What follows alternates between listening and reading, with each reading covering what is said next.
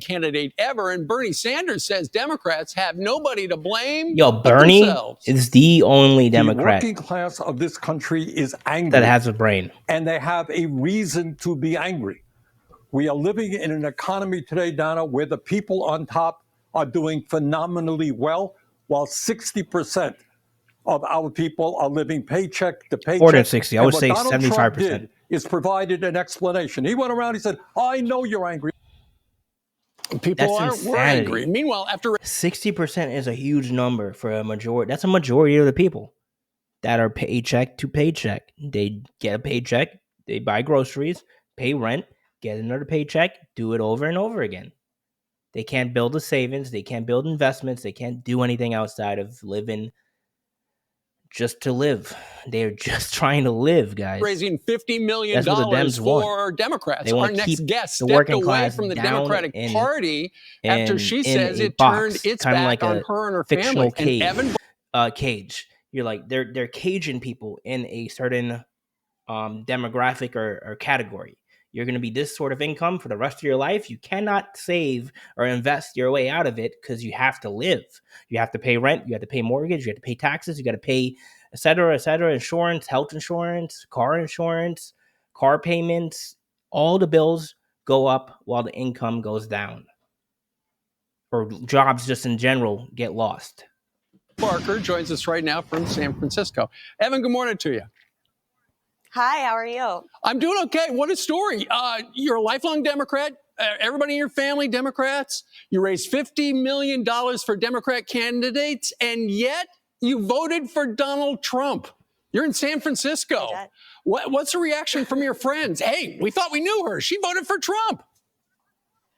I think I need to go into hiding. Yeah, I don't understand why Dems play identity politics. You vote for who you vote for. If you voted for Kamala, if you voted for some other candidate that's not the top two selections, fine. If you voted for Trump, fine. Who cares? Yeah, it's actually been quite brutal. I've had friends that I've known for over a decade. Majority of the country wants Donald J. Trump completely turned their back president. on me, and so we should not be ashamed to say we're Donald Trump supporters anymore. I used to remember times where I had to hide it from my friends. I had to hide it from the people at work. I had to hide it. I couldn't say the guy's name still, out I do loud. not regret It was like Lord my decision. Voldemort. If I said his name out loud, I would get looked at differently. I get treated differently, maybe even fired, or maybe even talk shit. Like people would talk shit about you behind your back if you're voting for Donald Trump. If you vote for Kamala, it's fine. I don't care. I'm not going to talk shit about you behind your back. I just like the policies of the right more because they actually talk policy. They actually have a plan for the middle class and a plan for the people, the working class. It does not make sense to vote anything else but red. And the Dems have lost it, and they lost it years ago. With this information either. They lost it with Obama when they started playing the identity Free Press. politics. And in the article, for folks who have not read it, Evan, you said essentially you raised the middle finger to your own party because they lost. Yeah. They lost what they used to stand for something, and now they don't. Yep. Explain.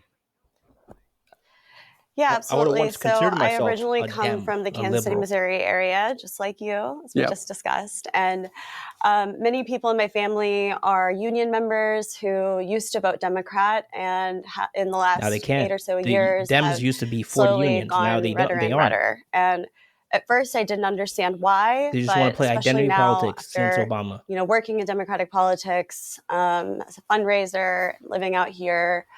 I've noticed that there is a cultural attitude and cultural resentment that many people on the left have towards people in the middle of the country, towards Trump supporters in general. I think we saw that very clearly in the final few days of the election when Joe Biden came out on television and called the majority of the country garbage. Right.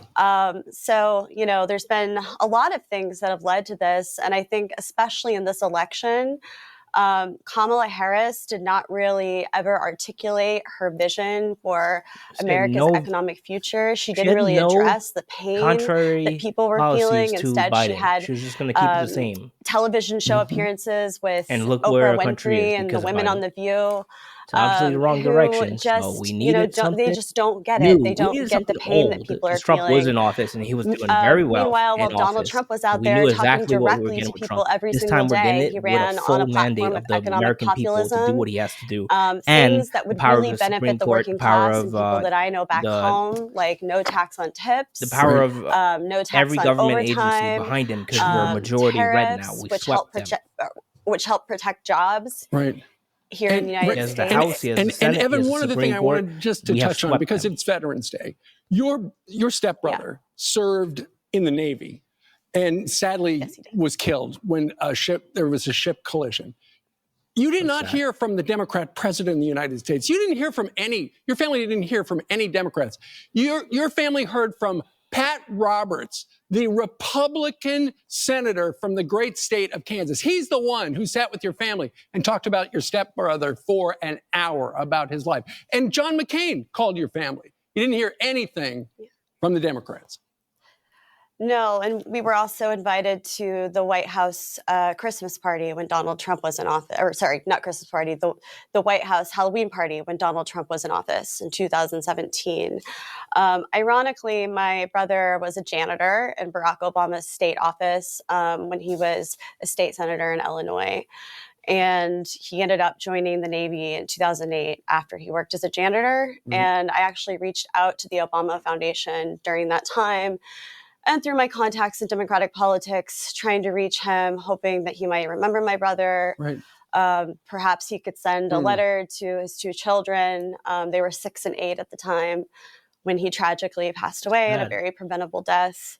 They had And I never zero, heard anything from they them. have zero And care I for the think American that, people. These are people you know, I know he's a busy guy that and die for their everything, but country and just they in don't general, even during that time, I think felt about them like once. I They rather had think a about how lot they can more immigrate more empathy illegals so they from can get people them on into the the voting right system than I and did from take over people on swing the left. states. And that was a very confusing thing for me as a lifelong Democrat. It's Well, so and hard now not you're to going have to these same change talking your points official because party I know the registration legal to thing is a talking independent. point that we all Joe, have as Republicans, but it's true. What was happening? They were immigrating illegals, opening the border. We had over 15 million immigrants come over without proper documentation, without proper background checks, without even a care to who they were. And we put them into our country. They committed over, they were charged with over 1.5 million crimes. That's 1.5 million, over 1.5 million victims in our country because of what we let into our country. And on top of that, we give them free healthcare, free insurance, free food, free room and board, free everything. And then they also take from the working class because they go under the table and get jobs at restaurants, jobs at shipping manufacturers, jobs as truck helpers, helping hands, jobs everywhere that American people can get.